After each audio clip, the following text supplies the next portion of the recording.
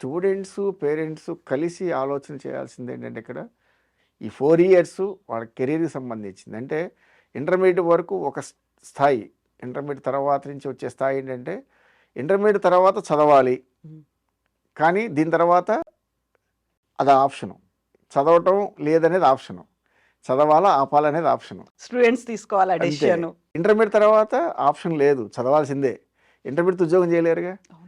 10థ్ క్లాస్‌తో ఉద్యోగం చేయలేరుగా. సో, ఇంటర్మీడియేట్ వరకు there is no option. But whereas intermediate అయిపోయిన తర్వాత చదివే 4 ఏళ్ల తర్వాత చదవాలా, ఆపాలా అనేది నీ ఆప్షన్. హ్మ్. ఉద్యోగం కావాలి. 80% ఉద్యోగాలకు వెళ్ళిపోతారు. 20% పీపులే ఫర్దర్ స్టడీస్‌కెళ్తారు. ఇంటర్మీడియేట్ తర్వాత 100% చదవడానికి వస్తారు. See the difference. అంటే ఇంటర్మీడియేట్ అనేది ఒక టైప్ ఆఫ్ ఎడ్యుకేషన్ అయితే, ఇంటర్మీడియేట్ తర్వాత వేసే స్టెప్పు మీ ఉద్యోగానికి, మీ 4 ఏళ్ల కోర్సు 40 ఏళ్ల భవిష్యత్తు మీద ఆధారపడి ఉంటుందన్న ఒక చిన్న పాయింట్ పట్టుకుంటే, మీకు ఆ క్వాలిటీ ఎడ్యుకేషన్ ఎక్కడ దొరుకుతుంది, పిల్లల్ని ఎక్కడ చదివించాలి, ఎక్కడ చదివిస్తే పిల్లల భవిష్యత్తు బాగుంటుంది, నాలెడ్జ్ ఎక్కువ వస్తుంది, స్కిల్లింగ్ వస్తుంది, ప్లేస్మెంట్ హ్మ్. వస్తుంది. ప్లేస్మెంట్ అంటే ఇక్కడ క్వాలిటీ ప్లేస్మెంట్. ట్రూ. ఉద్యోగాలు వస్తాయి. చాలామంది ఉద్యోగాలు ఇప్పిస్తారు.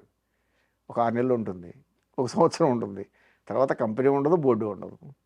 That is not the placement. Quality of placements. మా దగ్గర చదివే విద్యార్థులు ప్లేస్ అయ్యాడంటే వాడంతా వాడు రిజైన్ చేసి వెళ్ళటమే. హ్మ్. కంపెనీ వాడు తీయడు. వాడంతట వాడు వేరే దాన్ని నెక్స్ట్ లెవెల్కి వెళ్ళటమో, ఇంకేదో మంచి ఆపర్చునిటీకి వెళ్ళటమో, వీడంతా వీడు రిజిగ్నేషన్ సబ్మిట్ చేసి నేను నెక్స్ట్ లెవెల్కి వెళ్తున్నానని వెళ్ళే స్టూడెంట్సే ఎక్కువ మంది ఉంటారు. యాహ్! అంత క్వాలిటీ, అంత డిసిప్లిన్ ఉండబట్టే పిల్లలు ఇన్ని రంగాల్లో విద్యార్థులు ఈరోజు మన సొసైటీలో మన ముందు తిరుగుతున్నారంటే దాని అర్థం ఈ 45 చరిత్ర ఉన్న యూనివర్సిటీ నేర్పిన విద్య వాళ్ళందరికీ.